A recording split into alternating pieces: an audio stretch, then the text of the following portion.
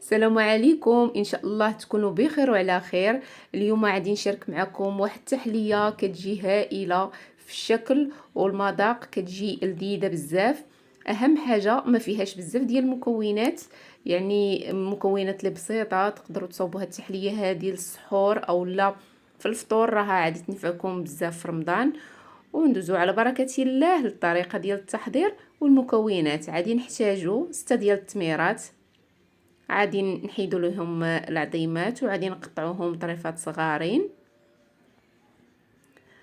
وعادي نزيد واحد البنانه عادي نقطعوها حتى هي طريفات كيف ما تشوفوا معايا. صافي، من بعد غادي ندير كلشي في الخلاط على هذا الشكل. غادي نديرو ديك البنان اللي قطعناه ودوك الطريفات ديال التمر